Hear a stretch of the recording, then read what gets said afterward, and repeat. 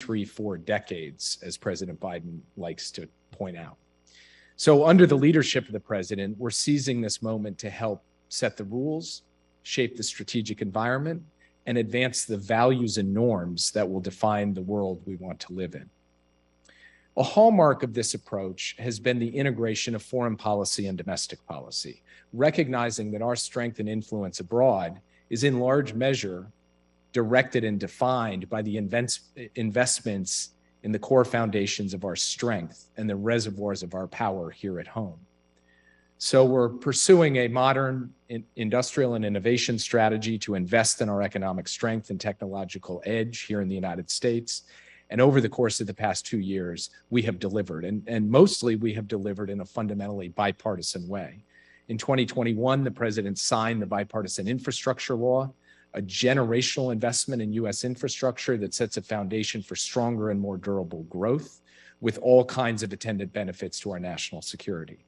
We passed the CHIPS and Science Act, which positions the United States to compete in manufacturing today and to lead the industries of tomorrow, from artificial intelligence to quantum computing to nanotechnology and beyond. The technology competition will be a defining competition, and we are now positioned to win that competition in the 21st century as we did in the 20th. We've also passed the Inflation Reduction Act, a historic law that is the largest investment ever, anywhere in the world, in history, in clean energy technologies, positioning the United States to lead in both confronting the climate crisis and managing the energy transition, a transition of no small amount of interest to our partners in the Middle East.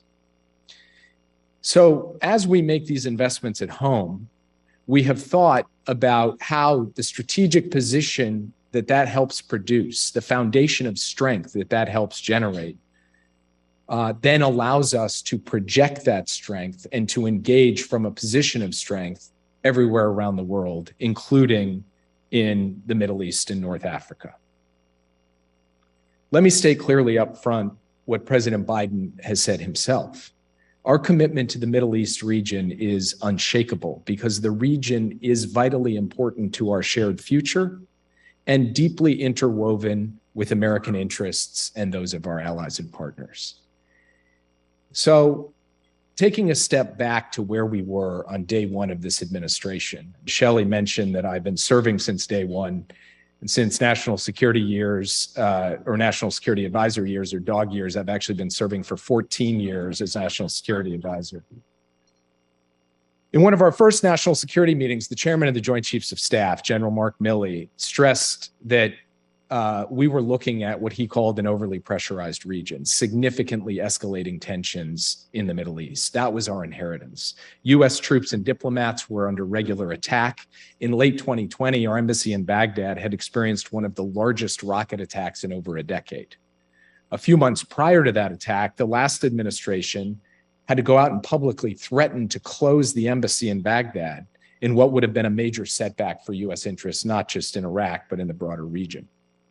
Just weeks after his inauguration, as we continued to face attacks, President Biden ordered a round of airstrikes against Iranian-backed militias.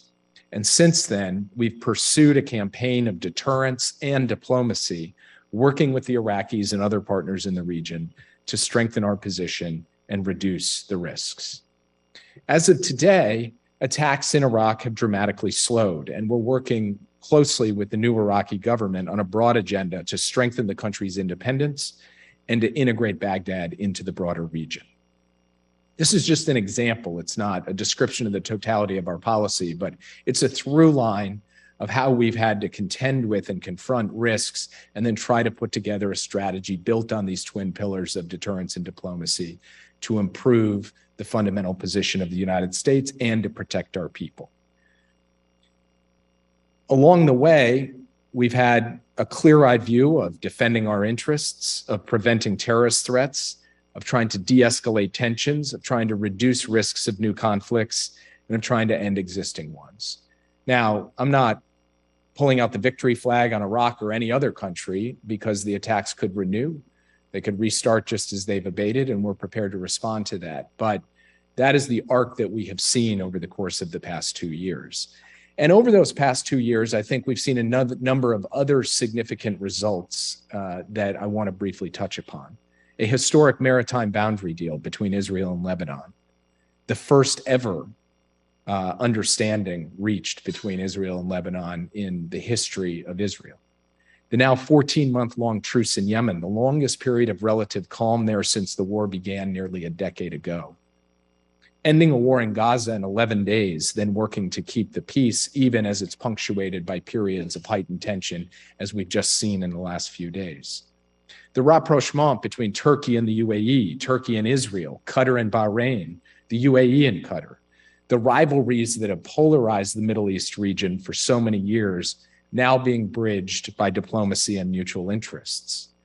And even the recent diplomacy between Saudi Arabia and Iran, which we've stayed in close touch with the Saudis on all the way through from Baghdad to Oman and ultimately to the deal reached.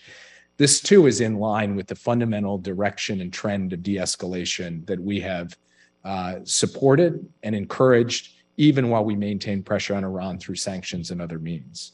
And taking top terrorists off the battlefield with precision, including the emir of ISIS and other significant terrorist figures across the Middle East region, protecting our nation and our allies against these enduring threats.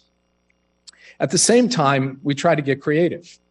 We've worked to deepen the Abraham Accords and forge new coalitions like I2U2, which I can't decide is a great acronym or a terrible acronym, but it certainly can be memorable. If you remember nothing else from my speech, remember I2U2, because you will be hearing more about it as we go forward. This is a partnership with India, Israel, the United States, and the United Arab Emirates.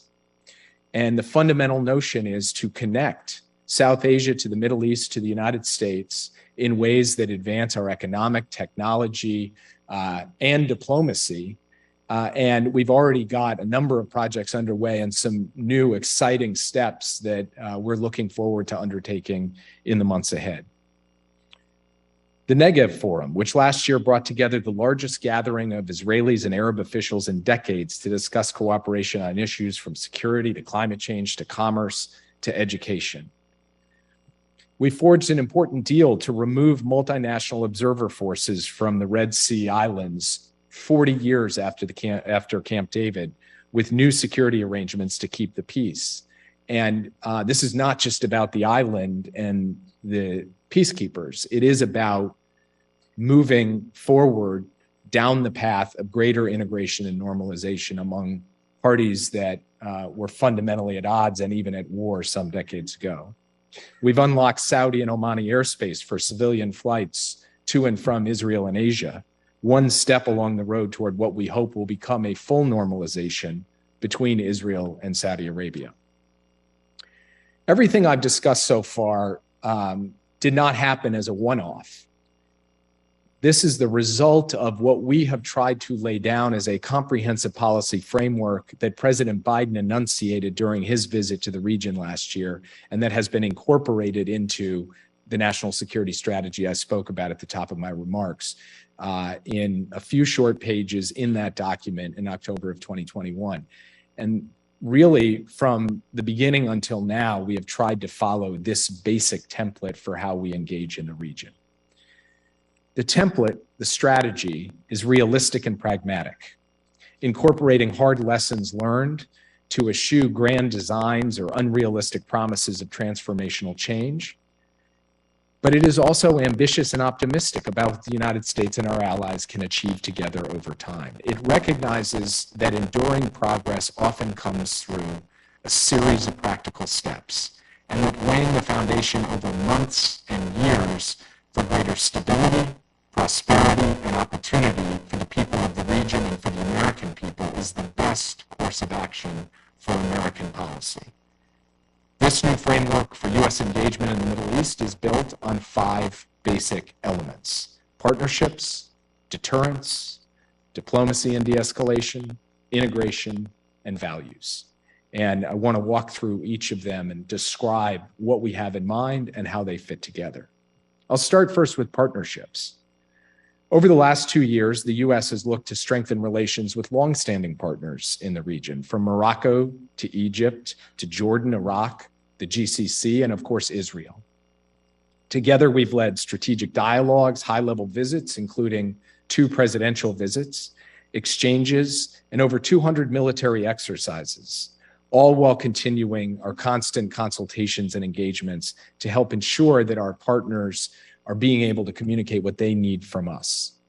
We're also building these new partnerships I described, I2U2 and the Negev Forum, and looking at really practical solutions to the practical problems that are top of mind for the people of the region: water, space, health, food security, climate change, and regional security.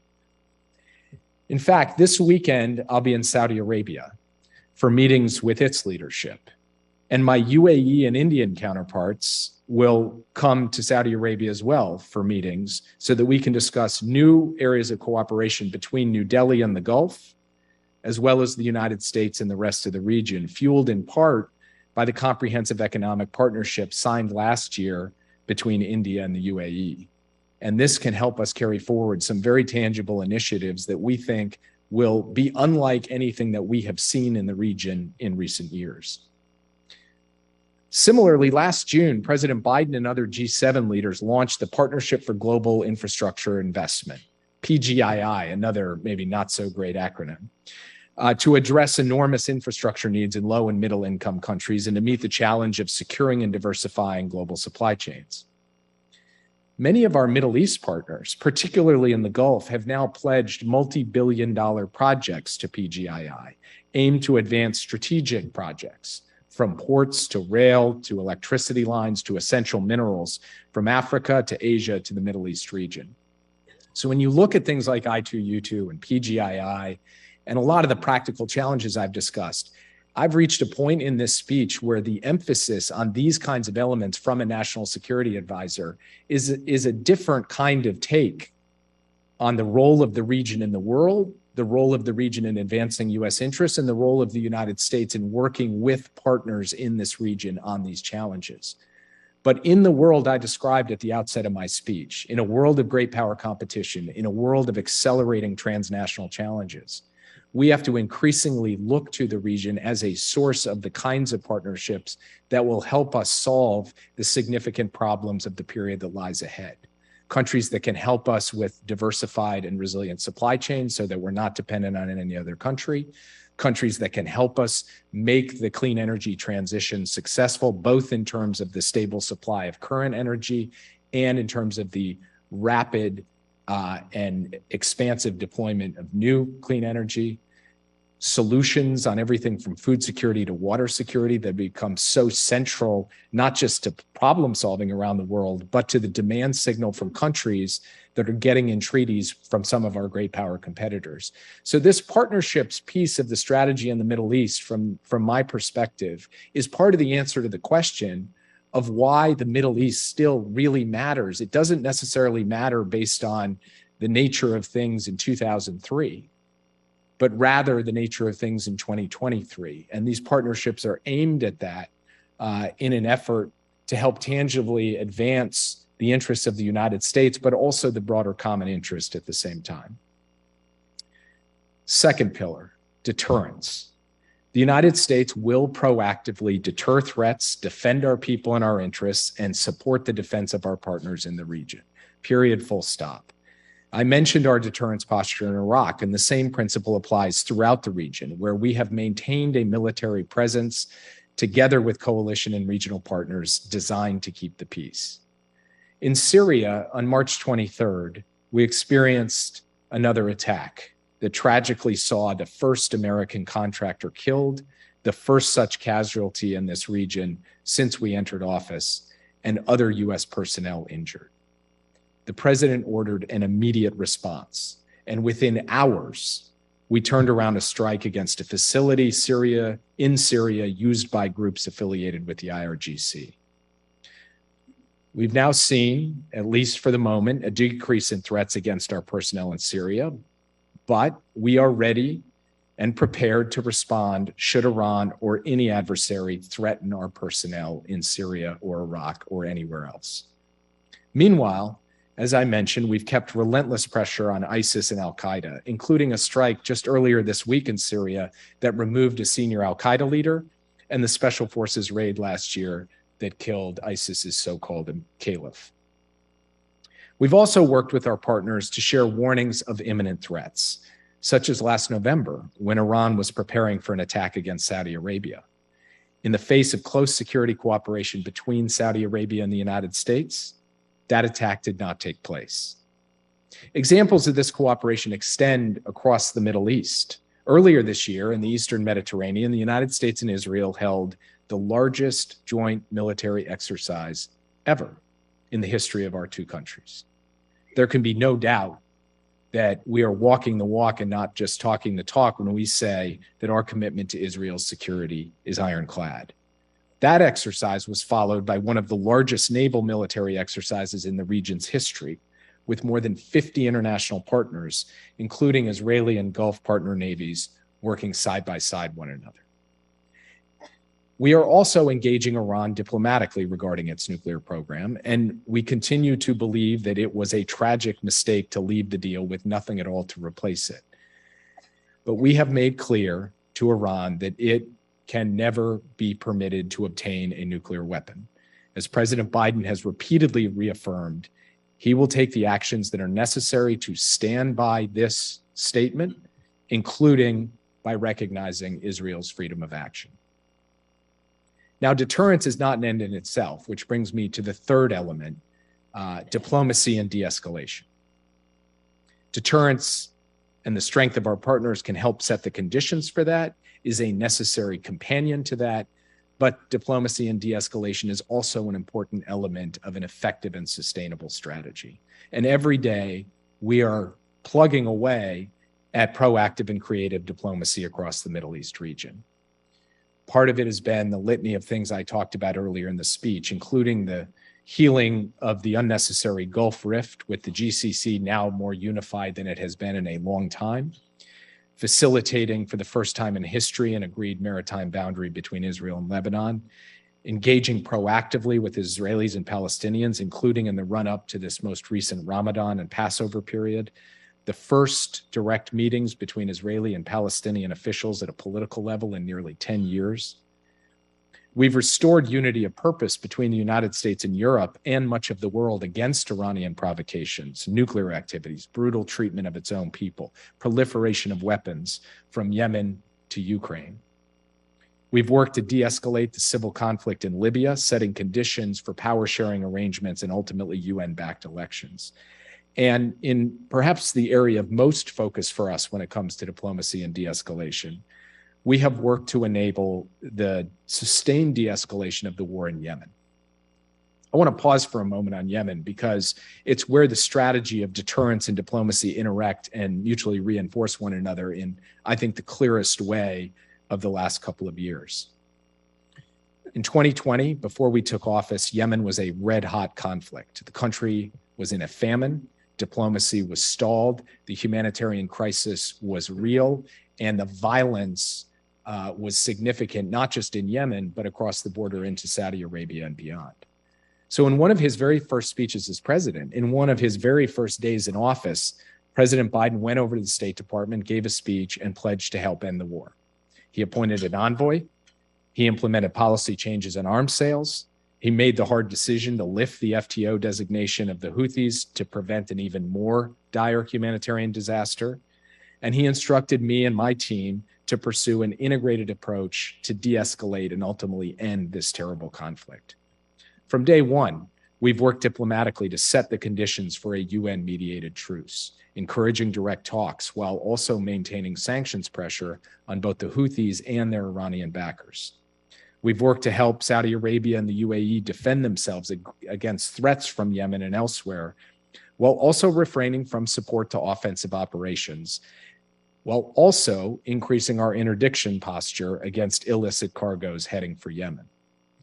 The outlines of the truce came into focus in late 2021 and then went into effect in March of 2022 to the skepticism of many, maybe even to the skepticism of me, because none of us really thought that we could be on the brink of a sustained period of calm and a de-escalation of violence and an alleviation of the humanitarian suffering as we saw over the course of the next 14 months up until this period. And as I mentioned, we are in now the most sustained period of peace since the war began nearly a decade ago.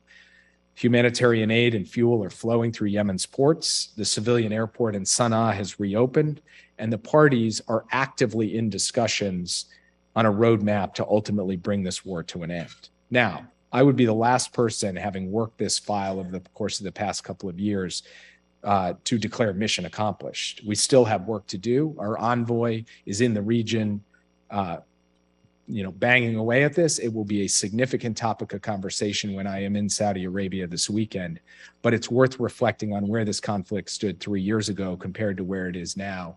And really the fundamental gumshoe diplomacy of hard work and activity from the United States and other close partners has been a critical part of that, and part of a broader notion that diplomacy and de-escalation is fundamentally in the interest of a more stable region and in the interest of the United States.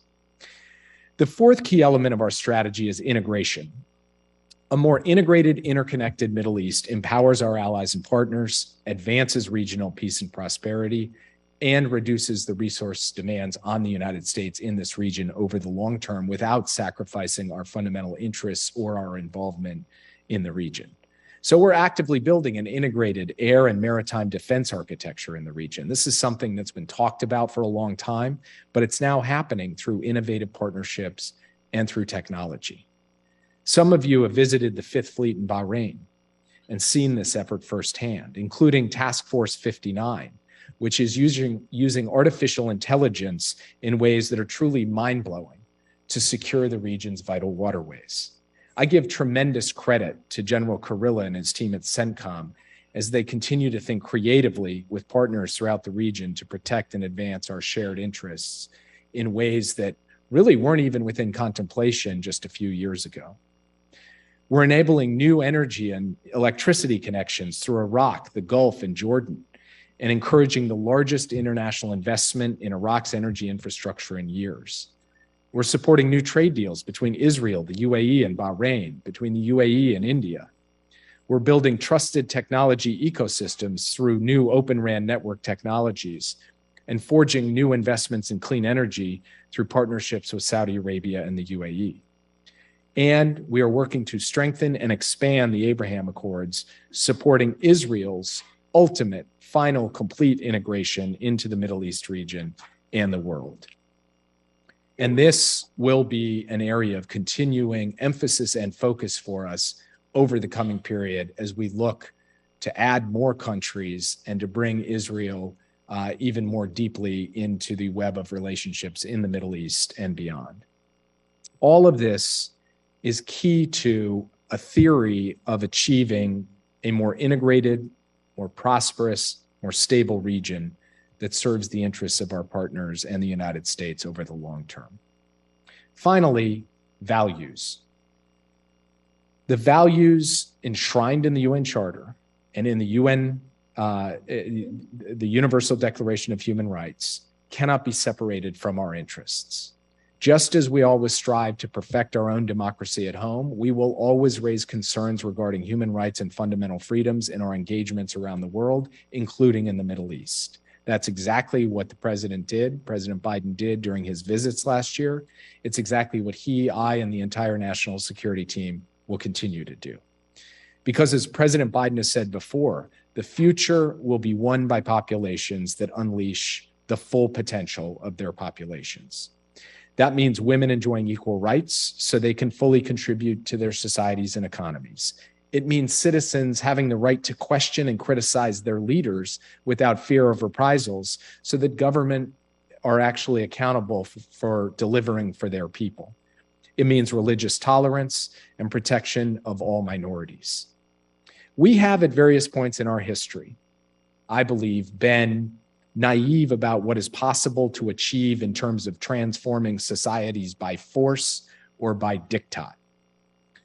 We are clear-eyed today, but that doesn't mean we have abandoned our values in this region. Where actors are not operating in ways consistent with our values, where they are not aligned with our vision for a good and just society on the basis of universal values as outlined in the UN Charter, in the Universal Declaration of Human Rights, we will speak out, and we will do more than that. We will pursue change in a way we believe is far more likely to actually achieve results, and do so in a way that also will serve our long-term interests, because those interests are deeply connected to our values. This includes making sure that we are pressing and pushing and continually reminding our partners that they signed up to the UN Charter. And nearly every US partner in the region, I would point out, has voted twice in the UN General Assembly to condemn Russia's brutal invasion of Ukraine. It also means on a humanitarian basis, we need to stay engaged and continue to provide the resources to the region to help people live better lives. We remain the largest bilateral donor of humanitarian aid and support in the region, including in Yemen and in Syria. In fact, in Yemen, we're not only working to end the war, we've also led a global effort to salvage the Soref, a tanker that threatens environmental disaster and that needs, on an urgent basis, that is a challenge that needs to be resolved. Let me close today where I began in the discussion of our strategy, with partnerships. It's really the first principle for the Biden approach, both strengthening those we already have and developing new ones to address the fundamental set of challenges that occupy our minds in every region we encounter. Food and health security, nuclear proliferation, climate change, secure supply chains, trusted technology ecosystems, and a stable basis upon which people can work to build a better life. Because, as the work of the Washington Institute exemplifies, the future of the United States is going to be defined as much by the energy transition, technological change, demographic changes, as it will by traditional security matters that have tended to dominate both US policy and the discussions of a region that is now more dynamic and more capable of contributing to the larger solutions that are so necessary at this hinge point in history. And in all of these areas, the United States is determined to be and to remain an essential partner of choice for the countries of this region. It is a comparative advantage of ours, and it's one of the ways in which we are determined to strengthen that advantage over the coming months as we increase our resilience at home and work to forge a more peaceful, integrated, and prosperous Middle East while we work with the countries of the region on this broader set of challenges. So that's what we're trying to do. It is not without its challenges. Iran's nuclear program, continuing a need to finally bring an end to the war in Yemen, the continuing terrorist threat, continuing abuses of human rights. There are a number of ways in which there are challenges in this region that need to be contended with and dealt with head-on and straightforwardly in the realm of the traditional crisis diplomacy that has, all of us have had to deal with in working on this region, as the president did in Gaza, as we've had to do in Yemen and in other places. But the picture I'm trying to paint through these remarks today, and the future we're trying to build in partnership with a number of countries and other stakeholders in the region, is one that lifts our head up above the smoke of those crises and sees out to a genuine possibility at this moment of geopolitical competition and profound transnational challenges, where we need partners to help us solve problems, and where we need a Middle East that's fundamentally integrated from east to west into the wider world. This is the set of tools that we're trying to bring to bear to produce that outcome. We think we have made progress on this. We think we have a long way to go, but we are going to keep at it every single day. And, that next step on that is getting up at 5 a.m. on Saturday morning and getting on a plane and flying to Saudi Arabia. So that's what I will do. I thank you very much for giving me the time to speak tonight.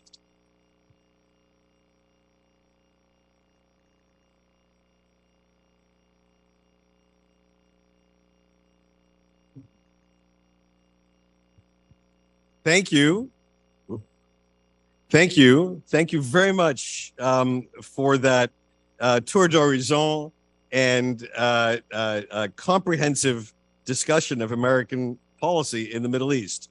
I'm very grateful, and I know everyone in this room is grateful and trying to sift through what the meaning is behind some of your comments, what's the reading between the lines, and what we should take away from this very important talk.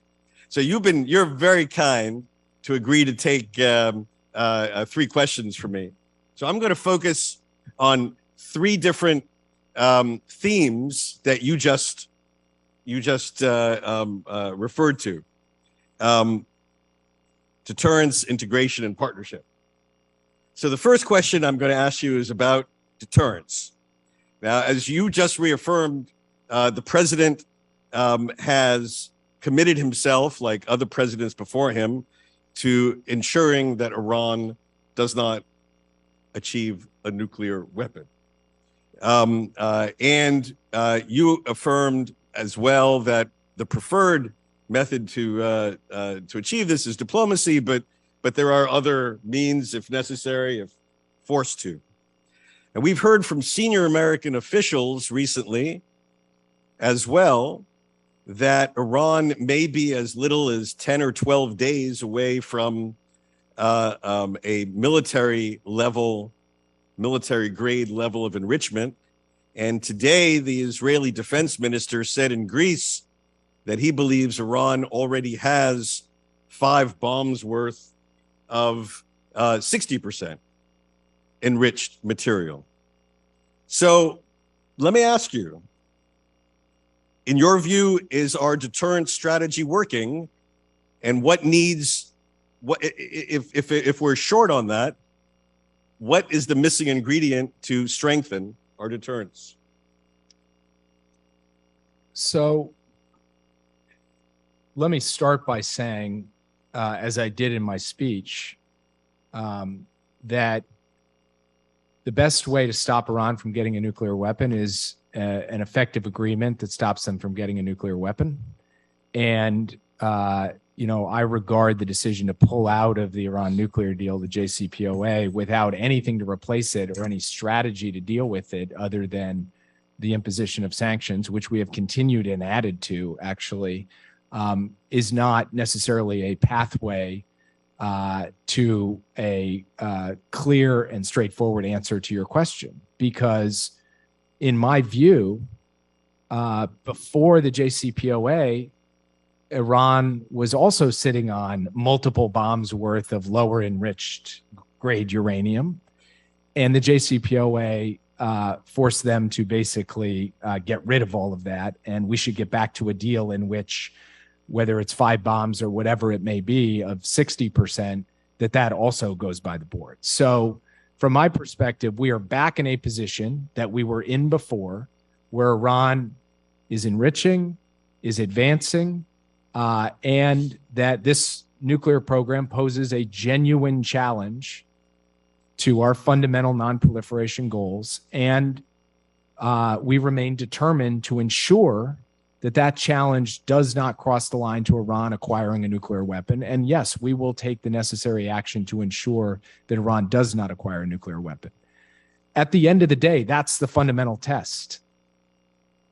Iran cannot have a nuclear weapon. They do not today, and they cannot have one. Now,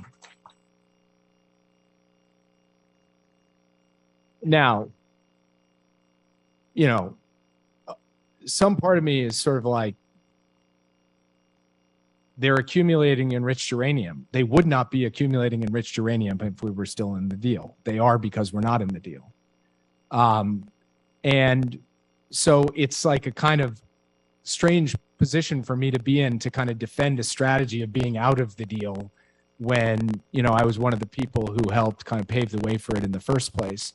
But what I will simply say is that on the deterrence side, working with our partners, including working very closely with Israel, including through that military exercise that I described before, but also through intensive sessions that I have personally participated in with everyone from the Prime Minister to the National Security Advisor to the Minister of Defense. we will continue to send a clear message about the costs and consequences of going too far, while at the same time continuing to seek the possibility of a diplomatically brokered outcome that puts Iran's nuclear program back in the box. That is what we think is ultimately the best way to achieve the outcome we are looking for. And we think the best way to do that also is to do it flanked by allies and partners who are fundamentally bought into our strategy. And that includes our European allies and partners who have joined us at on both the deterrence side and the diplomacy side. So this is an issue that occupies the president's attention, my attention on a daily basis. Iran's program has advanced considerably. It is a genuine danger to regional security and to global security and indeed to the United States of America.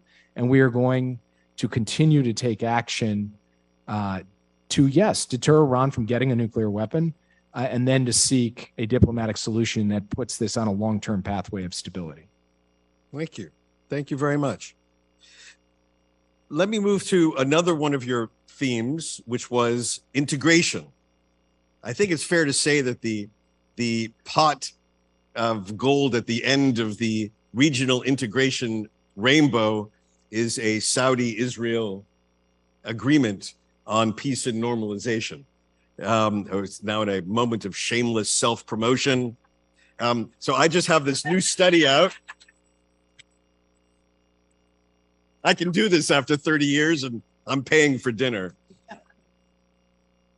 The basic argument of which is that ultimately the key variable in achieving a Saudi-Israeli normalization deal is Washington, is our willingness to engage with both parties, put assets on the table, and negotiate concessions and benefits for all sides, like occurred in previous normalization deals and peace agreements that go back to Camp David.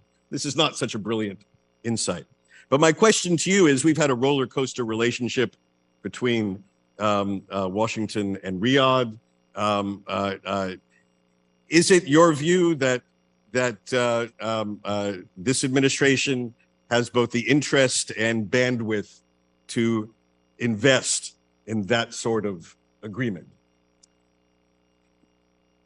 The straightforward answer is yes and yes. We have the interest and bandwidth to promote normalization between Israel and Saudi Arabia. And in fact, it's this administration that has produced the first tangible step of these two countries coming close together with the opening of the airspace over Saudi Arabia for civilian flights from Israel. But ultimately, getting to full normalization is a declared national security interest of the United States. We have been clear about that. Now, as a sign of my seriousness about how much we are focused on this and how seriously we are taking this, I'm not going to say anything further lest I upset the efforts we are undertaking on this issue. Okay, thank you. The last question I want to ask is on one of your other themes, on the theme of partnership. To his great credit, President Biden is one of the rare American politicians who is proud to call himself a Zionist, and wears that mantle, has worn that mantle for decades. Recently, he has said he's sent sort of tremors through the Israeli political system by noting that the current prime minister, someone he has said he loves, quote unquote, is not at the moment being invited to Washington.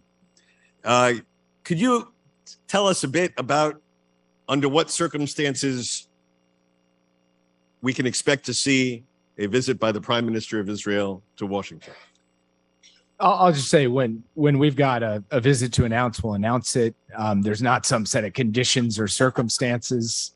The president has had a very long relationship with Prime Minister Netanyahu, and we remain deeply engaged with the Israeli government day by day. So a lot of the Sturm und Drang in the media, I think, has been very much overblown. I would just say yesterday I had a secure video conference with my counterpart, the National Security Advisor, and the Prime Minister dropped in on the video conference to have a discussion.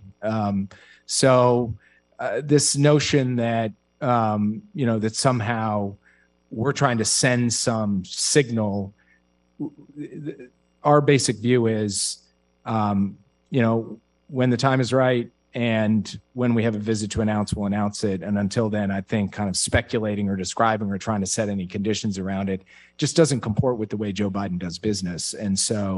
And never has done business anywhere, and especially with a country he loves like Israel, and with prime ministers he's dealt with for a very long time. So I'll just leave it at that. Very good. Ladies and gentlemen, please join me in thanking National Security Advisor Jake Sullivan.